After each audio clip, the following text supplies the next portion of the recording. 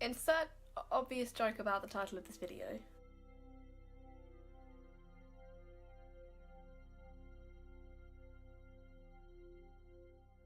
So, when I was envisioning myself having a YouTube channel, when I was kind of thinking about the kind of videos that I would make if I was going to put myself out there, the topic of aromantic people in relationships, that's what I envisioned talking about. That's one of the topics that I was really passionate to talk about.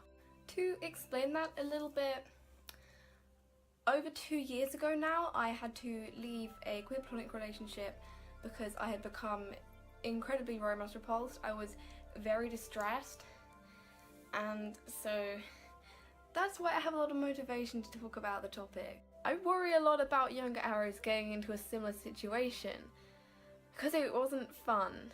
I also think that we as a community do not offer enough advice and support to those within queer platonic relationships.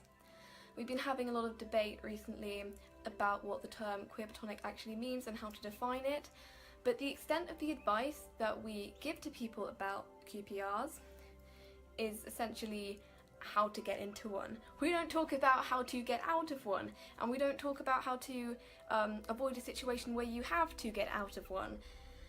And I think we owe it to each other and to younger aromantics to talk about the problems, and that could have, having this kind of debate and this discussion open within the community could have avoided the bad situation that I got into when I was younger. Throughout this video, I'll probably be referring to QPRs, or queer platonic relationships, simply because that's the kind of alternative relationship that I have experience with, and because it's the one that is discussed the most within the aromantic community. But all of the tips that I'm gonna give should probably apply to soft roma relationships, to friends with benefits relationships, to romantic relationships if you're arospec or you're an aromantic that is fine with that kind of thing, and also probably friendships. My first tip would be to consider why you want a relationship.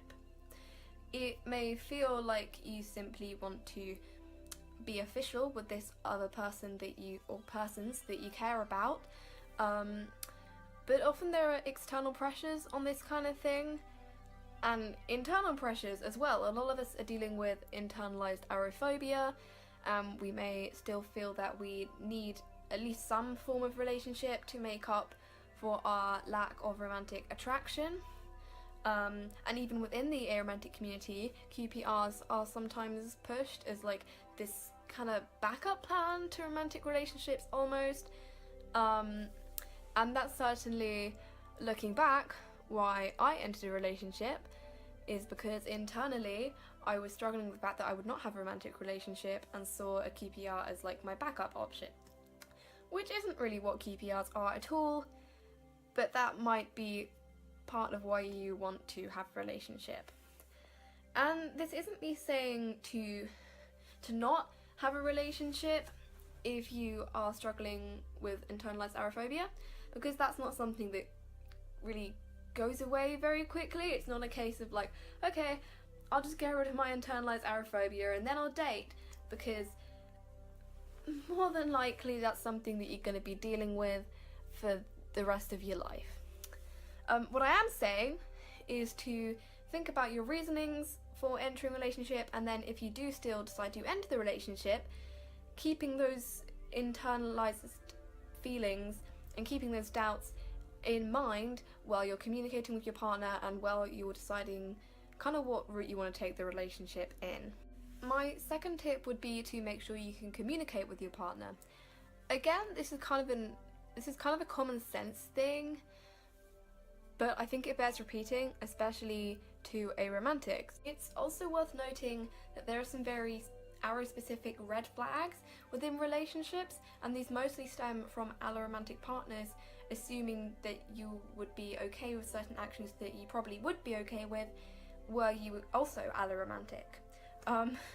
So even a partner that knows perfectly well that it will be common decency to talk to you about, say, sex before they initiate sexual activities with you, may not consider that they also need to have that same conversation with you before they call you a pet name or buy you a Valentine's Day card, because most aromantics would be okay with that, but for us, it means that your partner doesn't respect your boundaries and you should probably get out. Also, this isn't me like shitting on you if you have anxiety or something like that, and if communication is something that you really struggle with, because this isn't so much me saying, oh, you can't have a relationship if you are bad at communication, or if that's something that you are trying to get better at. This is more me kind of saying, choose your partner wisely and make sure they're someone you feel comfortable discussing your needs and wants with. And also just keep in mind that you will probably need to do more communication than an aromantic in a similar situation, because life sucks. As an aromantic in a relationship of any kind, communication is a defense mechanism. You need to be able to protect yourself and keep yourself safe and get the hell out if that's necessary. So even if you're someone who struggles to talk about things, make sure that you are always prepared to say no, we're not doing that, or to say no, we are not together anymore if that's what you need to do. Actually, while I'm at it, a really good tool for communication would be will, want, won't lists, which is essentially when you just write down what you will do with your partner if they would like to do it, which isn't, I hate that, but I'll tolerate it for them. It's like, I'm not too fussed either way. Your want list, which is obviously what you would like out of a relationship and what things you would like to do with your partner. And a won't is just things that make you uncomfortable or that you don't want to do, that you are putting your foot down, you're saying you will not do. So yeah, those are a really good tool for communication. I would also note that the things that you write on this list, specifically the wills, can be subject to change. Your will, want, won't list is not written in stone and you should discuss it with your partner if things change. My third tip is to educate your partner, even if it's on something that you feel you shouldn't have to educate them on. For example, you may think that they understand, say, romance repulsion or the split attraction model, but they actually have only read about these things from some not so great sources, and it would benefit them a lot more for you to explain those things to them. And that in turn will make communicating with them easier. You see how all these points are connecting now? I would also add to make sure they know that it's okay to ask questions, and explain to them that it's okay not to know stuff, and say they don't have to feel embarrassed if they don't get things, because sometimes people worry about asking questions. That being said, if your partner is often refusing to understand things or doesn't act like your identity is a big deal and trivializes your issues and just doesn't seem like they want to understand, get out. Breaking up with people sucks, I get that, I've been there, but if there is a serious problem in your relationship and it's not on you and it's all on your partner and it's not something that they are trying to correct, then sometimes you just gotta kind of rip the scab off and move on to better things. Tip number 4 is not to assume that your romance repulsion will go away just because your relationship is not romantic. Again, this was a mistake that I made. You may kind of assume, and it's fair to assume, that you will feel a lot better about certain actions because the context is not romantic. But it's still the same action and you are probably going to still have the same reaction. That may not be true for some things, and your repulsion regarding some things may decrease a little bit after you've kind of talked to your partner about them and maybe started doing them less or in different situations. But the truth of the matter is that, once again, QPRs are not a magic fix-it-all.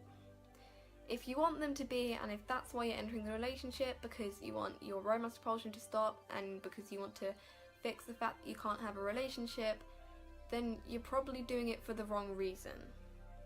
And I know that that's really tough to hear. I got cold. Anyway, tip 5, and possibly the most important tip after that you have decided that you want a relationship and after you've decided what relationship you want and with who, is to not automatically structure your relationship like a romantic one. Aromantic relationships often feature a number of steps, the most familiar to us, of course, being the step up in aromantic's eyes between friendship and romantic dating. But then there's also the step up to starting to hug and hold hands with your partner, the step up to kissing your partner, the step up to having sex with your partner. But for us, for example, kissing does not have to mean that you no longer cuddle your partner. It doesn't have to mean that you prioritize kissing over any other kind of affection or that you do it more frequently. You don't even have to kiss ever again. And if you're thinking, that's amazing, that sounds so freeing, then yeah, that's what QPRs can be. That's what they should be.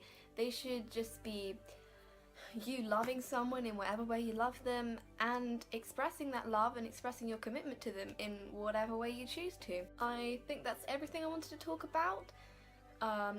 Maybe leave a comment if there's anything you wanted to add, or tell me something nice that your aromantic partner has done, something really validating so that I can have my heart warmed. Oh, and I know I've touched a little bit on this video about how we sometimes portray QPRs and other kinds of relationships versus what they can be and what they should be. So if you have an opinion on that, maybe let me know in the comments as well, because I know that's a hot topic in the community at the moment. I will see you next time. Goodbye.